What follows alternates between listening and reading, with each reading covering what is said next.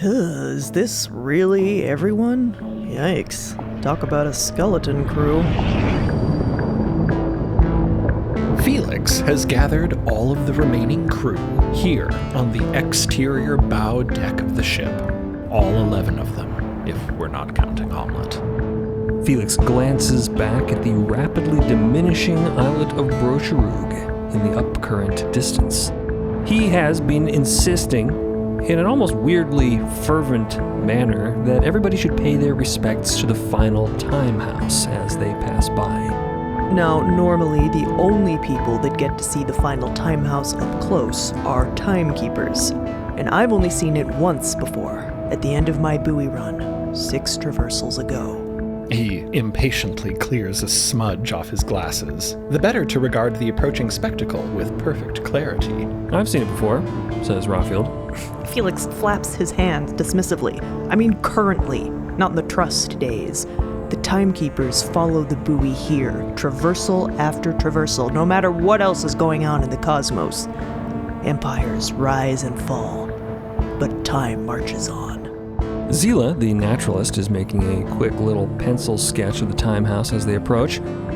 Like an upside-down lighthouse, the cylindrical building dangles from the underside of a mica shard. Its roof just a few hundred feet above the median, a weird stalactite. Or should we say, stalactime?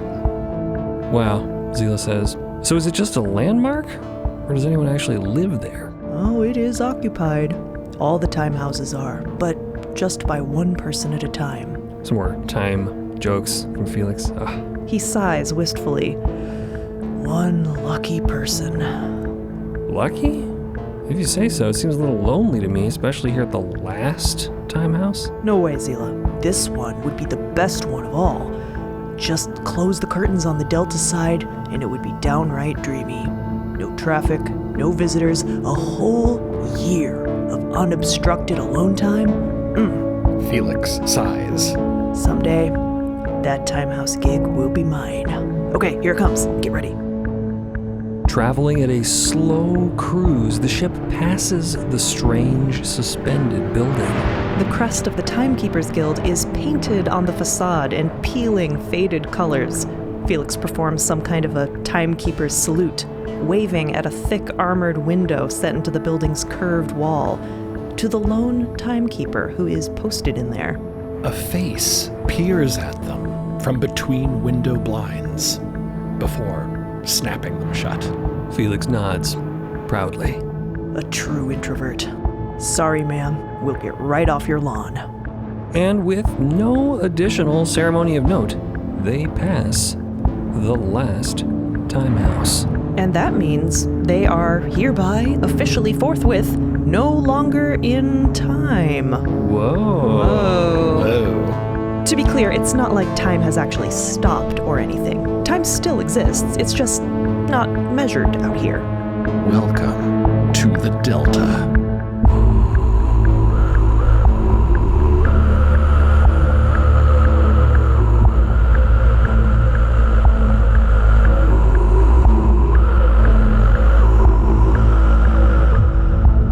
Ahead of them hangs that sickly haze of luminance, a bizarre oily sheen of warping light. All the combined diffuse brightness of the Un has been concentrated increasingly towards one end of the cosmos. The ocean of fold below is thick and swamp-like, its surface also reflecting that oily streakiness, like the surface of gasoline, ribboned with prismatic color in long, fluidic shapes. But it is still distinctly flowing in the same uniform direction as always, albeit more slowly than usual, toward the disorienting horizon in the distance. If there is an end to all this, an end to the cosmos, that is where it lies. And that is where they are going. The Delta has only just begun, and how far it goes and how long it stretches toward that distant point is fundamentally unknown. But the ship is on its way to find out. Serenely soaring, unhampered, hundreds of feet above the bog-like surface of the median, And with their severely reduced numbers now, there's very little excuse to be standing around doing nothing, so everybody disperses, returning to their various tasks. Except for Cleo, who remains outside for a moment longer. Standing on the bow deck. Mica hangs thick in the air ahead, the dust refracting prismatic crepuscular rays out of the strange light. The mica concentration in the air is gradually getting denser, just like it did as they ascended through the upper Un. Pretty soon, it won't be safe to stand outside like this unprotected anymore, so she's trying to enjoy the fresh air while she can. Not that it's even particularly fresh, per se. It's more weird. That strange breeze that was detectable on Brocherug continues. Hot and cold, an uncomfortable mix of jostling extremes, never quite reaching equilibrium. Every gust brings with it a new and different smell, careening abruptly between soap, cake, garbage, Fish, sawdust, herbs, chemicals, and other things impossible to identify at a sniff. It's kind of giving her sensory whiplash. Plus, it keeps blowing her hair into her mouth. Cleo realizes she should probably just go back inside. But then what? What is she even doing here, really? The adrenaline of her impulsive decision is starting to wear off. She shouldn't be here. She has no applicable skills.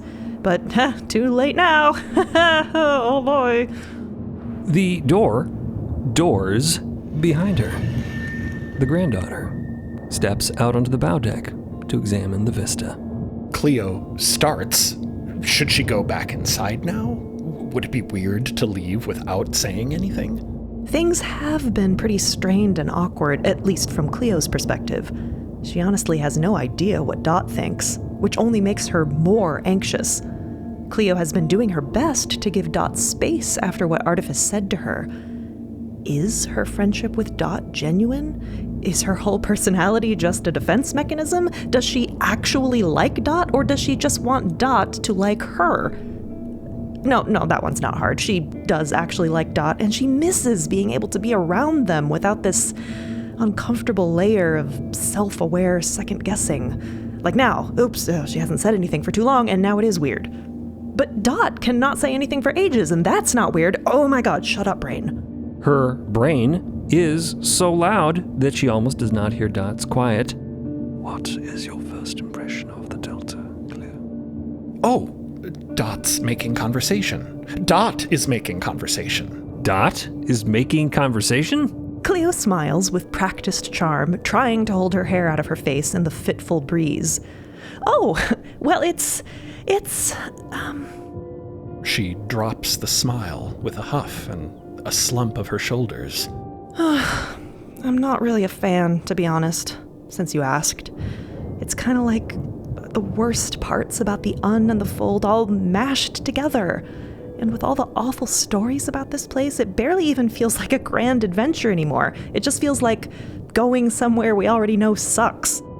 You were originally planning to leave, did your aunt, the Baron, really? No, that was all bullshit. Cleo grips the crystalline banister. You're the only one I can tell since I already told you the truth about my family. They don't care. They don't care about the expedition, and they certainly don't care about me. They are completely wrapped up in their own reality, and I'm barely a part of it. No matter how hard I try, I'm never going to be enough for them. And that's what made me change my mind. That realization. Dot blinks, startled. Realization. But Cleo is too wrapped up in what she's saying to notice.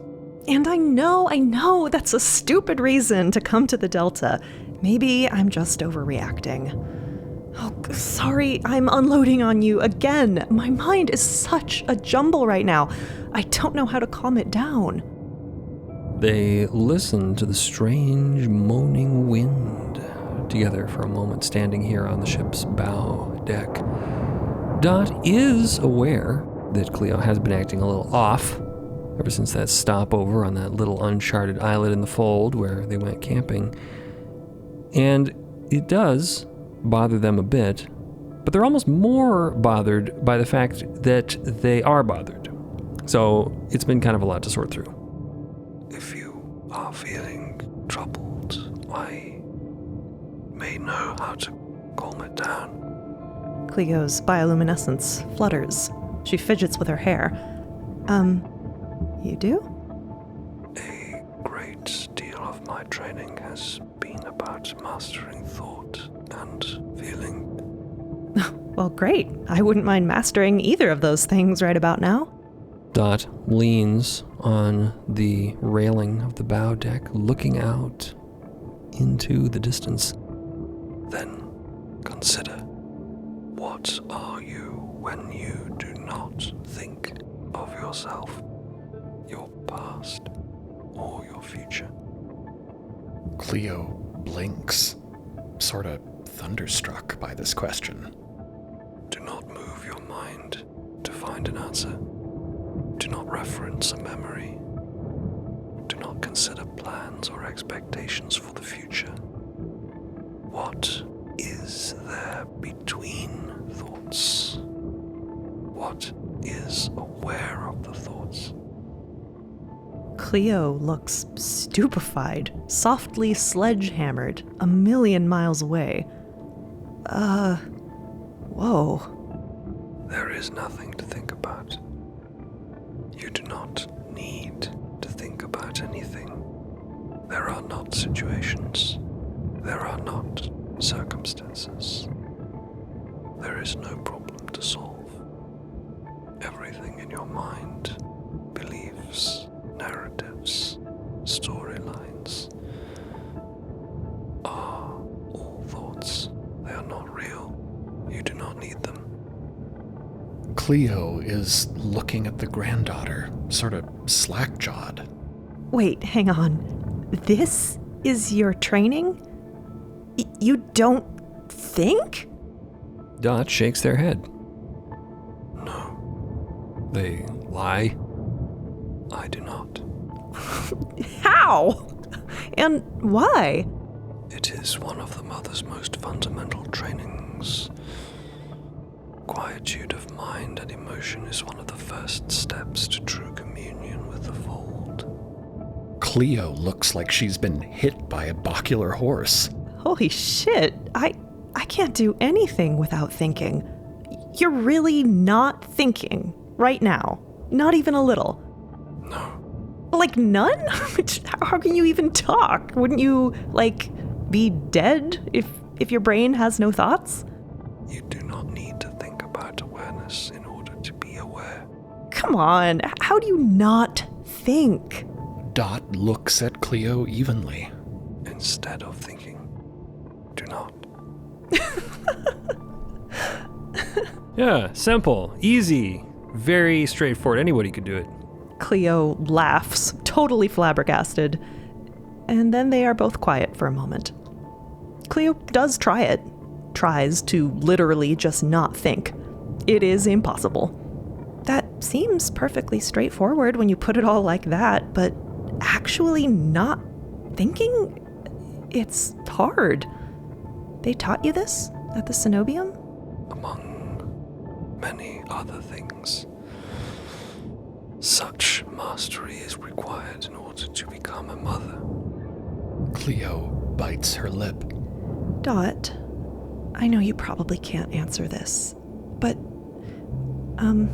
how do you become a mother? Dot's mind races. No, it doesn't. Just kidding. Shh, quiet. Don't tell anybody we said that. A daughter trains to become granddaughter, and when a granddaughter comes to the realization that they are ready, they present themselves at the Cenobium and undergo a final test, and then a granddaughter becomes a mother. Are you ready? Dot wants to lie as usual and say, yeah, they're ready as hell. But, to their own surprise, they can't do that to Cleo. So, instead, slowly, they shake their head. I will be ready soon. They are so incredibly impassive and neutral that Cleo can barely tell. But with her hypervigilant emotion radar, she could swear Dot seems scared? This is the second time she's glimpsed it. But it must be her imagination, since the granddaughter apparently has no thoughts or emotions. How will you know when you're ready? I will know. It will not be subtle or unclear. Well, if you need help unsubtly seeing something, I should give you my cursed glasses. I've been keeping them in a shoebox under my bed ever since the giant corpse incident. So let me know if you want them. Yes, actually. Dot says immediately. They might help me find what I am looking for, and then I should be ready for my final test at the Cenobium. Cleo smiles, maybe her first genuine smile since the camping night. Then consider them yours. They look fantastic on you anyway. Inside the unlight-filled atrium, Mother Artifice glides past, dimly visible through the currently semi-opaque walls of the ship. Cleo doesn't see. Dot does, and they and Artifice exchange a look as the mother passes by. So you're not just going to suddenly transform into a mother here on the ship. That's good to know. I mean, mothers are also mysterious and wise, and they have spooky powers, and they're nice, but also kind of scary. Who knows what they even look like under there? When you become a mother, does it change what kind of person you are? Will it change who you are? Dot stares at her helplessly. Cleo, I can't. No, of course, I'm sorry. I've actually got to go check on Omelette. Don't stay out here too long, Dot. It's starting to get scratchy. And Cleo doors back into the ship and hurries inside. The day wears on, and the ship continues on its way, covering distances in hours that would have taken days for ships of old. Do you know about the Great Pacific Garbage Patch? That's a thing in real life, unfortunately.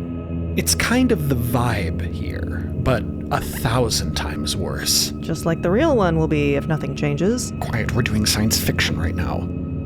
In some ways, it's reminiscent of the extreme depths of the Fold, too, but less trash compactor-y and more landfill mountain-y. A little less skeleton-centric, too, for better or for worse. We do like skeletons, but there are far fewer of them here. There are plenty of soft and soggy carcasses here, but a much more staggering variety of living life. Crawling and slithering and hopping and buzzing all over the place. From heap to heap of drifting junk above and below the Fold are all kinds of critters. Slimy kelp forests shelter lurking predators. Huge centipedal fish with long, toothy jaws lunge out of the oily goop of the median to snap at leathery crustaceans. Poisonous pitcher plants with garish nightmare colors attract swarms of glittering gnats, drowning them in sickly sweet wells of nectar. Spindly-legged birds step daintily between simmering, stinking tide pools, investigating each one with their pale, writhing, maggot-like heads, searching for foamy clusters of spawn or globs of algae. Lone mirrorhawks dive bomb into the Fold, surfacing moments later and darting back up to the Und with wriggling prey speared on their sharp forepoints. Thin, translucent filaments drift on the current like rice noodles in soup, seemingly lifeless, but entangling and paralyzing any unfortunate creature that crosses their path, dragging them slowly and inexorably down to the waiting mouth of the jelly ghoul somewhere below. Leaning over the punch disc banks and the control deck, Zila, the naturalist, is filling page after page of her sketchbook with quick impressions of all these creatures and plants as they cruise by. Wow, holy shit. Mickey peeks over Zila's shoulder, in between consulting antique navigational charts. Maps of the Delta are rare, inconsistent, and go out of date almost as soon as they're made. Mickey is covering them with notes, corrections, question marks. How do you draw that fast? I have to. It's not like animals are gonna sit still for me. I used to have a dog who would let me draw him for hours while he slept, but he was old and special. I'm starting to wonder if I should learn how to use Kanneken's camera. They left it for me, just in case. Those things are just so intimidating, you know? And you can't even use them in the fold. Yeah, maybe it's the sequestrian in me, but I'll always prefer a good old-fashioned illustration. The wetland landscape crawls by like a landfill-themed I Spy spread. The median looks almost solid enough to wade through, though it's doubtlessly riddled with deceptively deep pools and hidden riptides. There are rotten and mutated wrecks of antique ships. Trust, United Baronies, Timekeeper, Postal, Bacular, Industrial, Recreational. Matted globs of plant fiber. Oozing husks of broken and destroyed islets, like the rinds of giant watermelons. Once soaring mountain ranges and landscapes of 1,000 different biomes, now sinking into primordial or postmordial soup, dissolving like prehistoric cereal in expired cosmic milk. Every so often, chunks of shining white mica shower down from the headachy brightness above, plopping into the median of the fold with a wet sizzle. The current is slow and sluggish, boiling with a constant sloppy simmer of metastasized, overdeveloped terrors. Despite all of this, it does have a strange peacefulness, in a way. There's only so much chaos you can process before it all blurs together into background noise. When everything is happening all at once, it almost feels like nothing is happening at all. One thing there is absolutely no sign of is human life. Rawfield and Hambing are in the foremost point of the helm, surveying the syrupy surface of the median through the angled prow walls. It's hard to imagine how anyone lives here. Hambing is staring through one tubule of a binocular, almost like a giant telescope, to his tiny eyes. Oh, they're out there. Born here and dying here. Lots of people.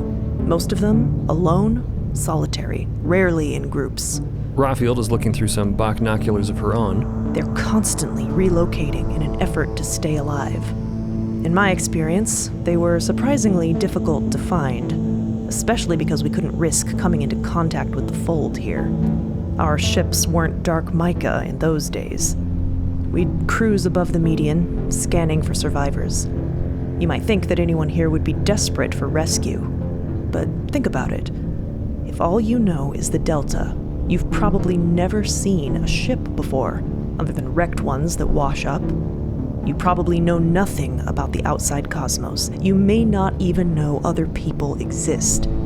All you know is struggle, chaos, and terrors. So you're hardly gonna regard an unfamiliar flying thing hurtling down out of the sky at you as anything to get excited about. Probably something to run from. These people go through horrors the rest of us can't imagine. It was rare to find anyone whose mind and body wasn't warped beyond repair. We rehabilitated those we could. Her gaze darkens. And we abandoned those we couldn't. It was a cost-benefit analysis. Not my decision. Hambing puts his teeny tiny hand on Rawfield's strong, grizzled one. It's not your fault, Ripley. You did what you could with the company. You saved lives. And you're still saving lives. Rawfield gives the tiny terrorologist a stoic nod, almost a smile. Thanks, Drury. It's hard coming back here. But I have hope that if this works, Dark Mica ships will be able to rescue more people than the Trust ever could. And without delivering them straight to a different kind of inescapable swamp.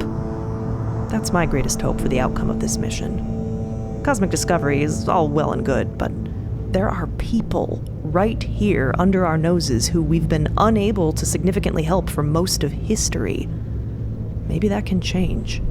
Speaking of cosmic discovery, as if on cue, Merlin doors in from the elevator, stepping into control, engaged in a remote conversation with the biological man. Thanks to his modified teletheric daggle walkie-talkie thing. Yes, then join me in control. Over.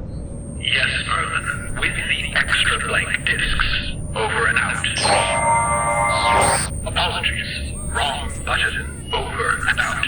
Again. Merlin joins Everett near the fold light here in control, crossing his arms to mirror her stance. The spare bulb twinkles, its internal fold smoothly sliding through the tangle of bright filaments. It's different, isn't it? Merlin observes. It looks similar, but if you watch closely, you can tell that it's not quite the same as the last one. Everett raises an eyebrow. You can tell? The fold moves in different ways, and the lights as well. It's not as simple as swapping out any other piece of machinery.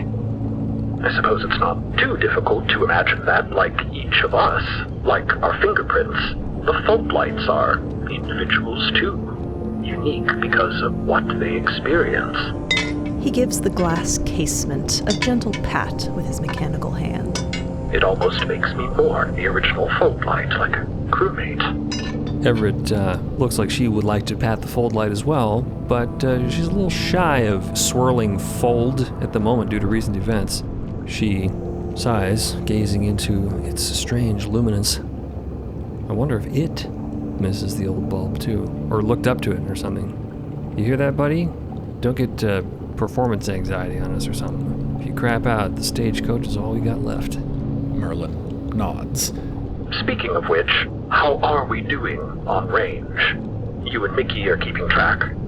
The crew has agreed that it would probably be best not to travel beyond the point at which the stagecoach would be unable to carry them back to Brocherug. They've had enough near escapes for one expedition. Everett glances over at Mickey, who is making some markings on a navigational chart. Mickey gives Everett a thumbs up.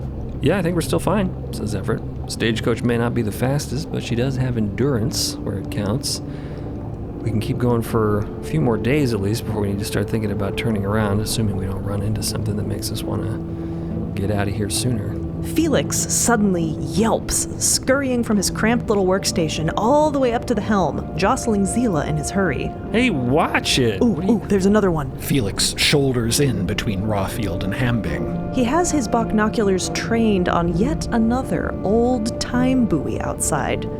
It's beached on a pile of refuse, encrusted with barnacles, which are being eagerly picked off by a flock of maggot loons. Looks like traversal 628? Maybe 626. The last digit is all fucked up. He makes an excited note in his logbook. Maybe we can pick it up on the way back. I've always kind of wanted to have one for my office back home.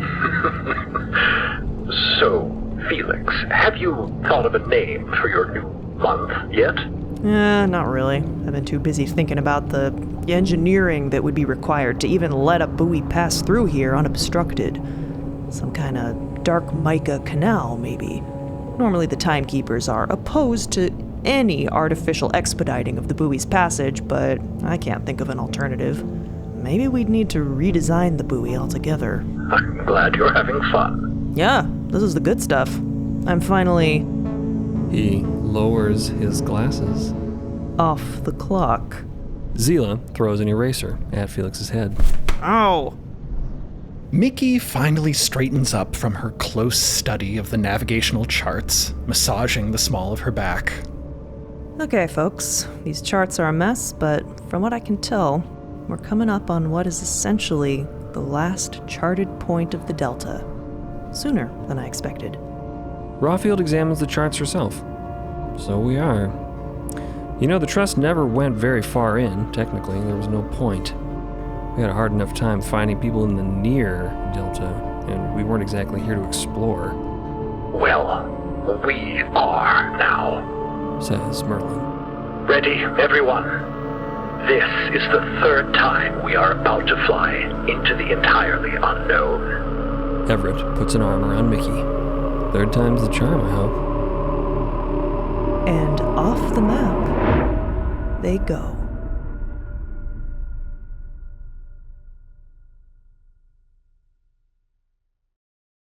Thanks for listening to Unend. If you're enjoying the story, please rate and review to help someone new discover the cosmos. You can catch Unend every Wednesday anywhere you stream podcasts or through the MIDST Podcast YouTube channel. If you're looking to dive deeper into the story, become a Beacon member at beacon.tv or join the fold on midst.co to receive early ad-free access to episodes, behind-the-scenes exclusives, and lore-expanding bonus content. Or, if you just want to hear this podcast 2 weeks early and without ads, subscribe on Spotify or Apple Podcasts. To stay up to date on what's next in the cosmos, sign up for our newsletter on midst.co or find us on social media at MIDST Podcast.